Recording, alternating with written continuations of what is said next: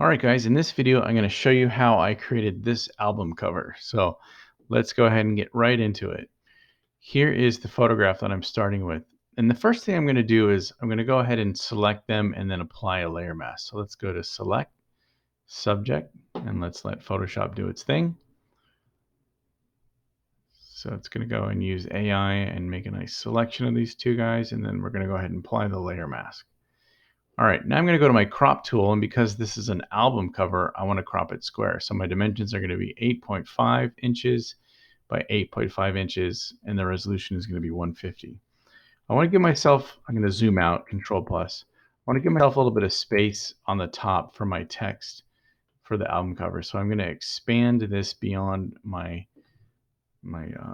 regular dimensions there. Now let's zoom in, Control Plus. Okay. So now what I'm going to do is I'm going to go to Unsplash and grab a photograph.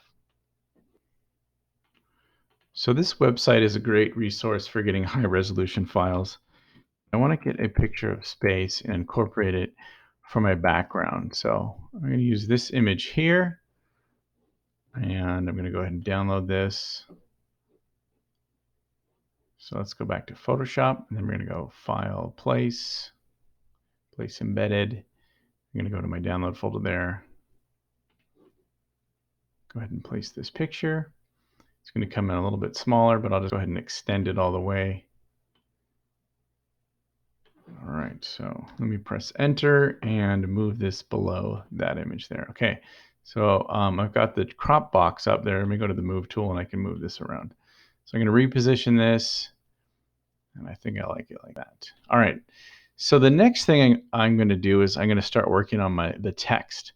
So I'm going to go over here to my text tool in the toolbar. And then I can go over here and click on this arrow, and these are different fonts. So let me show you a few things that are sort of new, at least in my understanding, in the with the fonts.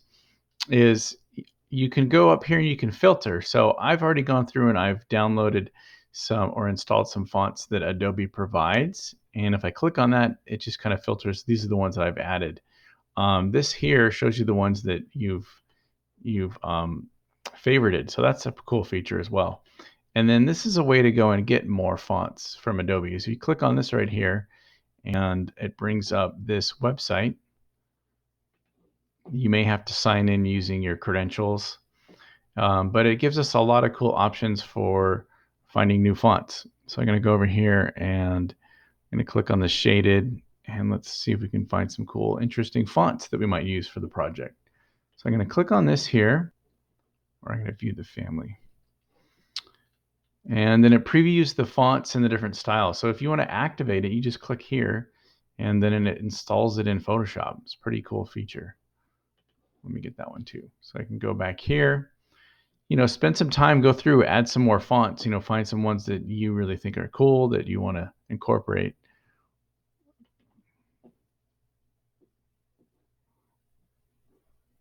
Okay, so we've got a bunch of Western ones here as well. Let's see. They're kind of grouped in different families of people that designed them. Okay, I'll activate that. All right, so now I'm going to go back into Photoshop and let's start working on the text. So if you are stuck on fonts, you can actually go and there's a website I found where you can generate fonts. It's pretty funny. All right, let me go ahead and let's go get our font here. I'm going to use, I had it centered there. So all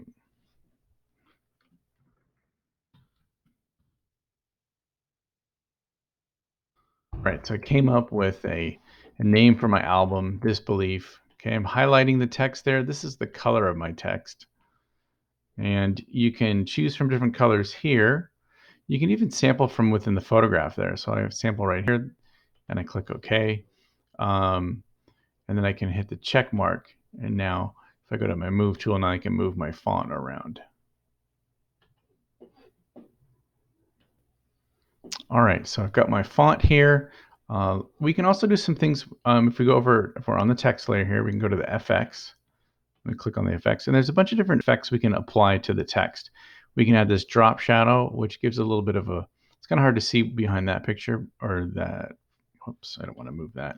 But if we were to move that around, cancel that, you would see. Let me bring it down here and I'll show you.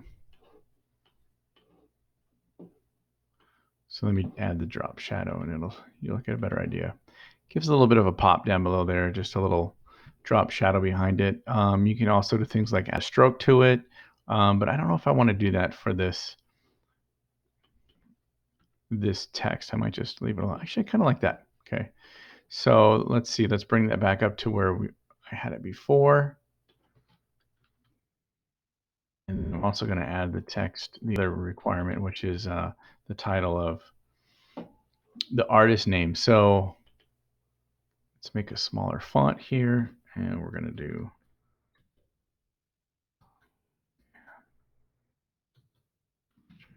Okay, I'm going to place this right kind of over the two of them. And if I go back to my text, I can select the part that's over Donnie there.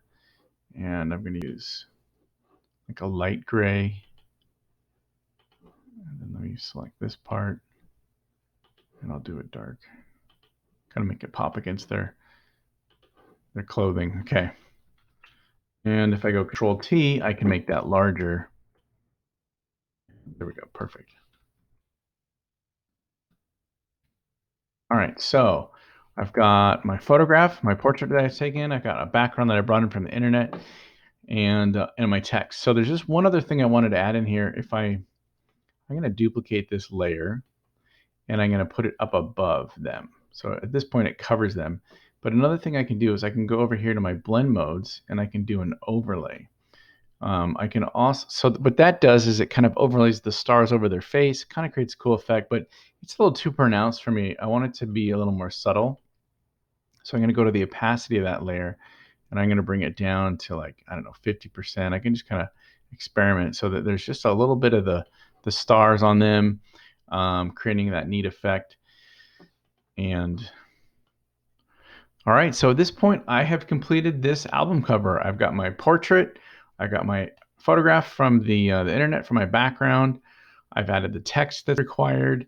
I even did a little extra with the doing the blend mode and incorporating that. So if there's other things that you can think of from previous projects that you can put into this, go for it. Let's see what you guys come up with. I'm excited to see how you guys are going to go with this project. All right, take care.